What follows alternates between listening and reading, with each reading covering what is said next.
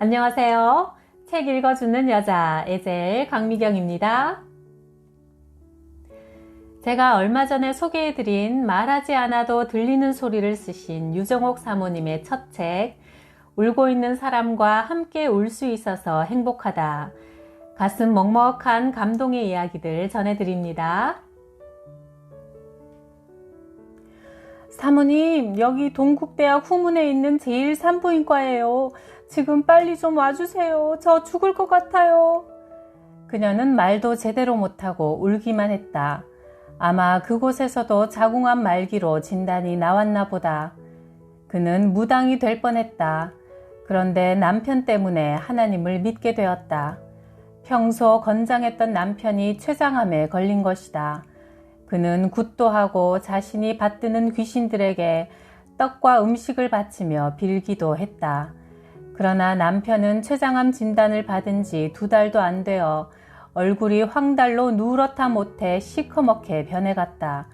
그는 물에 빠진 사람 지푸라기라도 잡는 심정으로 우리를 찾아왔고 우리는 그의 남편을 위해 사흘 동안 금식하며 기도해 주었다. 그러는 중 그의 남편은 예수 믿고 편안히 천국에 가는 모습을 보고 다른 사람을 위해 사흘이나 금식해주는 우리의 사랑에 감동되어 교회에 나오기 시작했다. 37세에 혼자가 된 불쌍한 여인에겐 초등학생 아들과 중학생 딸이 있었다. 그런데 이제 그에게도 이대 부속병원에서 자궁암 말기라는 진단이 내려진 것이다. 제발 오진이길 바라며 이곳저곳 닥치는 대로 병원을 찾아다녔지만 최종적으로 암이라는 진단을 받고 보니 죽음 앞에서 파르르 떨고 있는 그녀를 찾아 나는 비 내리는 저녁길을 걸어 제1병원으로 갔다. 사모님, 저는 이미 너무 늦어서 수술도 못한대요. 수술이라도 한번 해보고 죽으면 여한이 없으련만 의사들이 수술을 못한대요. 할 수 없이 그를 데리고 교회로 돌아와 그날 밤을 꼬박 세우며 기도하는데 하나님은 아비를 잃은 어린 남매에게 또 엄마를 잃게 하실 것 같지는 않다는 확신이 왔다. 과부와 고아의 신음소리를 들으시는 주님, 저 불쌍한 여인을 치료해 주십시오. 수술을 못할 정도로 병이 깊어요. 주님이 살려주시는 길밖에는 길이 없습니다. 얼마 동안 그렇게 울며 간청했을까? 푸른 국화잎이 보였다. 그런데 내 입에서는 나도 모르게 쑥이다 쑥 하는 소리가 터져나왔다. 이 여인을 살릴 아무런 방법이 없었으므로 우리는 쑥으로 치료해 보기로 했다. 이른 봄이라 양지 바른 곳에 겨우 얼굴을 내미는 어린 쑥을 뜯어다가 절구에 찢고 헝겊에 쑥을 얇게 펴서 몸에 붙이고 앉아 있었다. 사흘 동안 그 여인도 나도 금식하면서 오로지 기도에만 매달렸다. 이 방법밖에는 살아날 다른 방법이 전혀 없었기 때문이다. 금식 첫날 그 여인에게서 회개가 터졌다. 쉬지 않고 4시간을 울면서 회개했는데 눈물과 콧물을 얼마나 많이 흘렸는지 그 방바닥을 비누로 닦고 또 닦아내도 끝이 나지 않았다. 금식 둘째 날 몸속에서 벌레 같은 것이 기어나온다며 그는 소리소리를 질렀다. 환부에 되었던 쑥을 보니 정말 피고름 같은 것이 묻어 있었다. 여러 번 새 것으로 갈아주어도 끝이 없이 피고름이 계속 나왔다. 마치 쑥이 강력한 흡입제처럼 피고름을 빨아내는 것 같았다.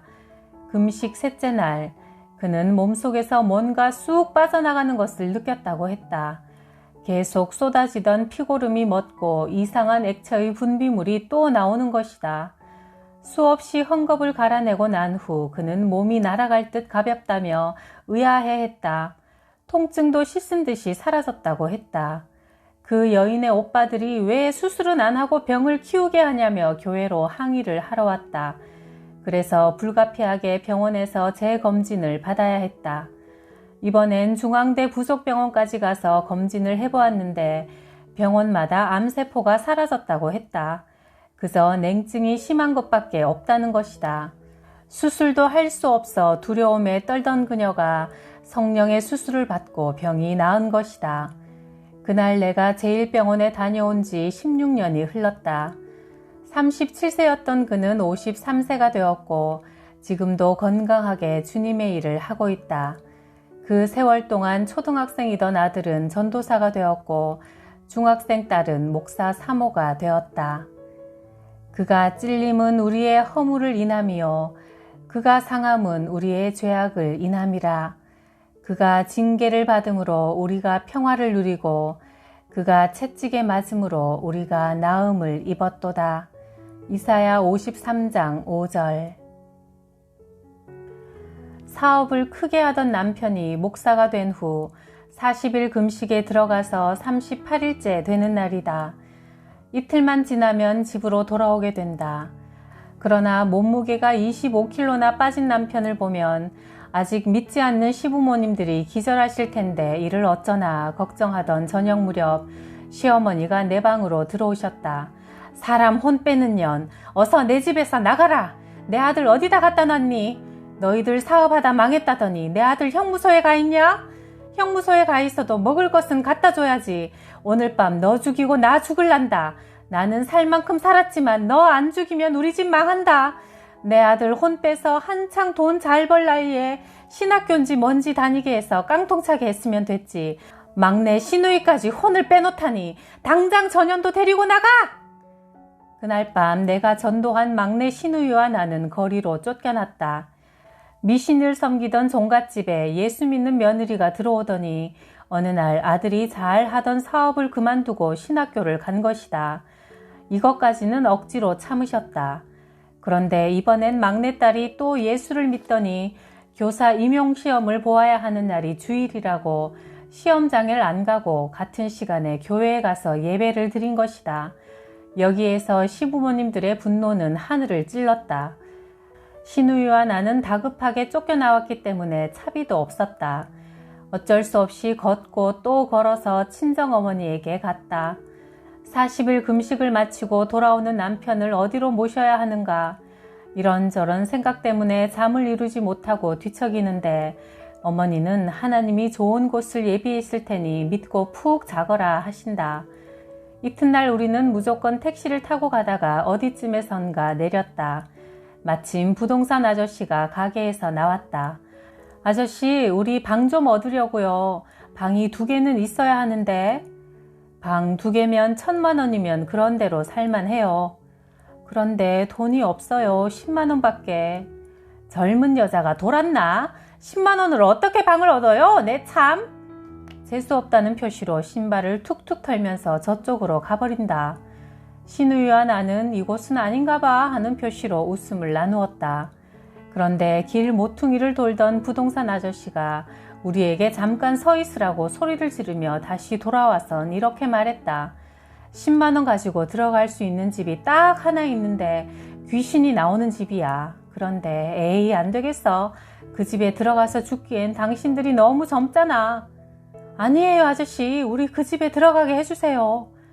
아 글쎄 그 집은 귀신이 나와서 사람이 여러 죽었다니까. 그럼 죽어도 나를 원망하지 마. 그 아저씨의 안내로 찾아간 곳은 동암역 북부 광장에 있는 넓고 큰 단층집이었다. 전철이 코앞에 와닿는 역전 광장에 이런 집이 있다니. 넓은 마당에는 쓰레기가 썩어 대낮에도 귀신이 나올 것 같았다. 방이 3개나 되는 집안 내부 역시 쓰레기가 쌓여 한눈에 폐가임을 알 수 있었다.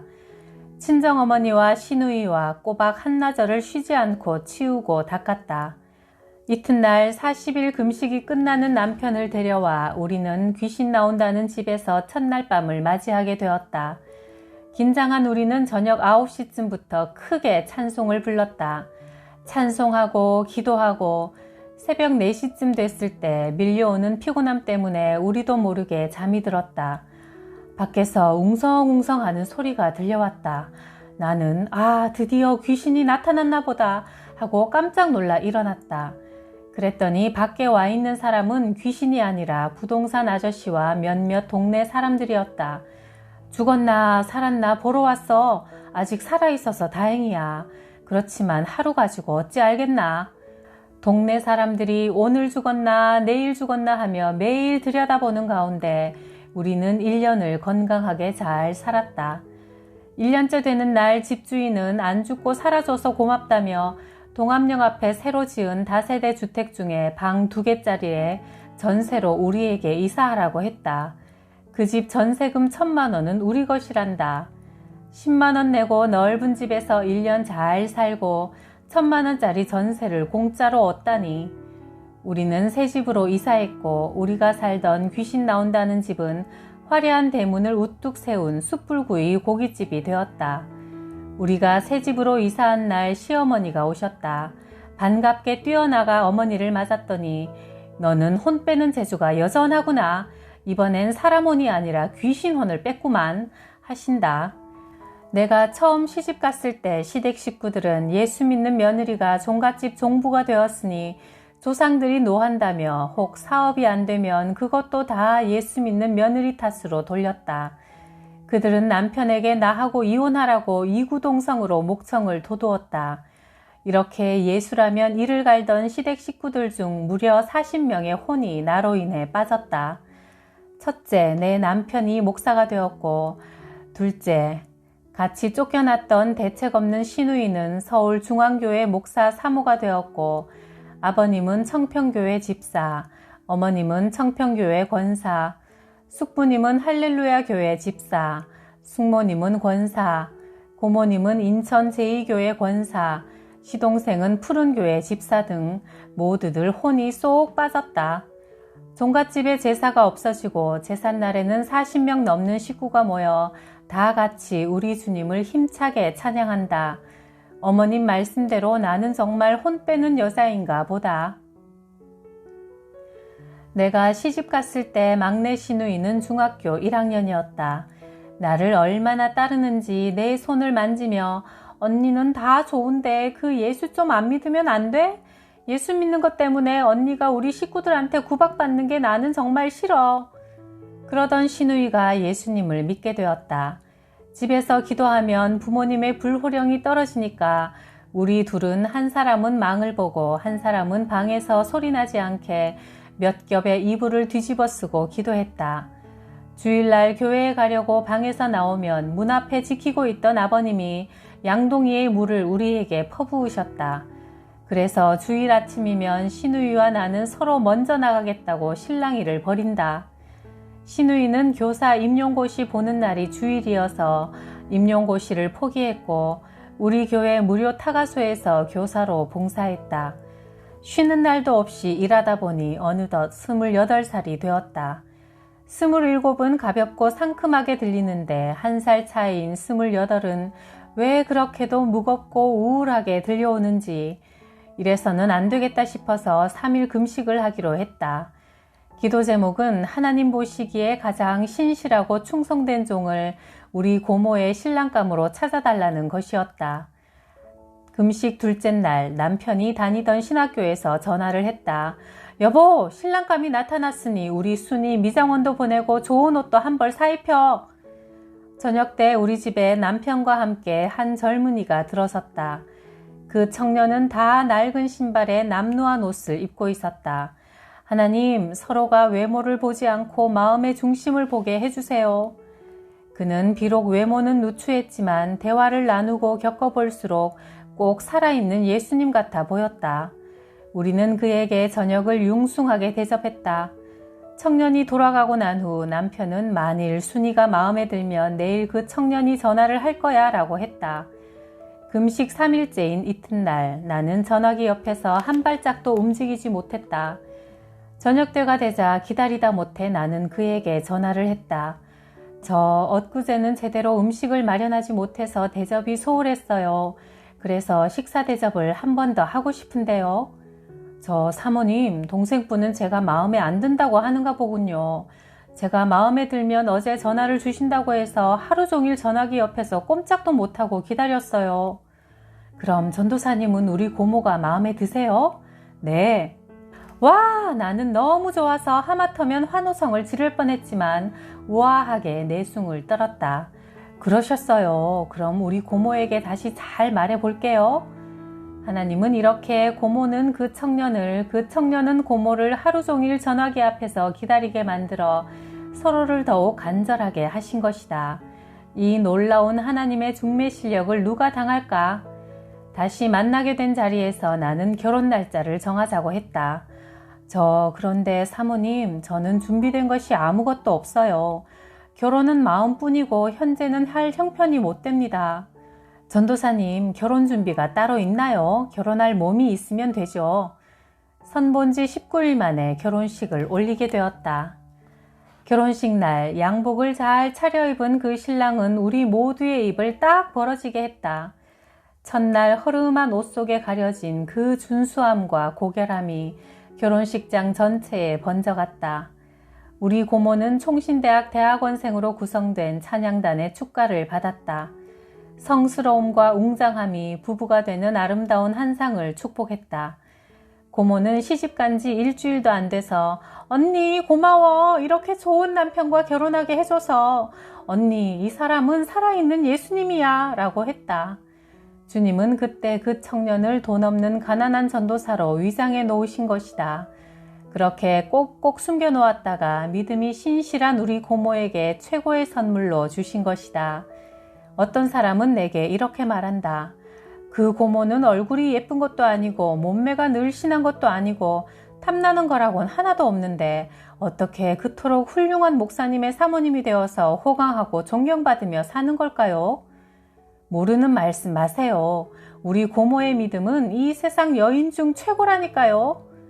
고모는 청운동 낡은 빈민 아파트가 부교역자의 사택으로 주어질 때 자신들의 신혼집이었던 아파트 보증금을 다 교회에 헌금하고 들어갔다. 주님이 집을 주셨으니 살고 있는 집값은 주님께 드려야 한다는 신앙이었다. 지금은 서울중앙교회에서 담임 목사인 남편과 함께 충실하고 성결하게 사역하고 있다. 주님은 믿음이 신실한 우리 고모를 위해 감추어 놓은 이 세상 최고의 보석을 주셨고 그 보석은 날이 갈수록 더 밝은 빛을 비추고 있다. 친구가 미국으로 이민 가는 날짜가 임박해왔다. 뭔가 선물을 주고 싶어서 웬만한 것은 다 갖고 있는 부자 친구라 내가 성경 암송대회에서 부상으로 탄 십자가 목걸이를 주기로 결정했다. 정성껏 포장한 선물을 들고 약속 장소인 롯데월드로 나갔다. 친구는 근사한 음식점에서 점심을 사주었다. 집에서 나올 때만 해도 내겐 최선의 선물이었는데 막상 친구 앞에 앉으니 그동안 친구가 내게 준 선물과 마음이 주마등같이 스쳐가면서 다시 망설여졌다. 초라하고 보잘것없는 것 같아 가방에 손을 넣고 만지작거리기만 했다. 그러다가 용기를 내어 친구에게 선물을 내밀었다. 내 마음은 뭔가 좋은 것을 주고 싶었는데 너무 작은 선물이야. 선물을 열어본 친구의 눈에서 눈물이 흐른다. 이거 성경 암송대회에서 탄 십자가에 남편이 줄을 해줬다고 좋아하던 그 목걸이 아니야? 내가 가장 아끼는 것이라서 너한테 주고 싶었어. 고맙게 받을게. 미국 가서도 이 목걸이처럼 네가 언제나 나와 같이 있다고 믿을게. 친구는 그 자리에서 반짝이는 다이아 목걸이를 풀고 내가 준 목걸이를 했다. 참, 나도 선물 하나 줄 게 있어. 친구는 가방에서 차용증 하나를 꺼내 나에게 준다. 내가 어떤 사람한테 2천만 원을 받아야 하는데 미국 이민 가는 것을 알고 차일피일 미루면서 나를 속상하게 하는 못된 사람이야. 상황이 어려운 사람이면 차라리 면제해주고 떠나. 아니야, 내가 알아본 바로는 다분히 고의적이야. 너 교회에 보수할 것도 많고 하니까 내가 미국 떠난 후에라도 이 돈을 받아서 쓰도록 해. 사업가인 너도 못 받는 돈을 숙맥인 내가 무슨 수로 받아.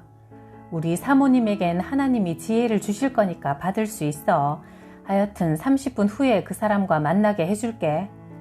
30분이 지나고 1시간이 훨씬 지나서 점잖아 보이는 한 남자가 왔다. 친구는 그에게 나를 소개하고 채권에 대한 권리를 나한테 위임한다고 말했다. 그리고 위임서를 써주고 그 사람의 도장을 받았다. 그는 친구의 제안을 흔쾌히 승낙했다. 그는 흘낏 나를 쳐다보더니 야릇한 웃음을 지어 보인다. 아마 어디서 저런 숙맥을 데려다 놓았나 하는 눈치다. 마음 푹 놓고 미국 가세요. 내가 이 친구분한테 한 달 안에 다 갚을 테니까 걱정 말고요. 내가 한 달 안에 집을 팔면 일시불로 드리고 집을 못 팔면 여러 달로 분할해서 드리겠습니다. 그 사람은 내게 돈을 주겠다는 것이 무슨 장난인 것처럼 실실 웃어가며 농담하듯 말한다.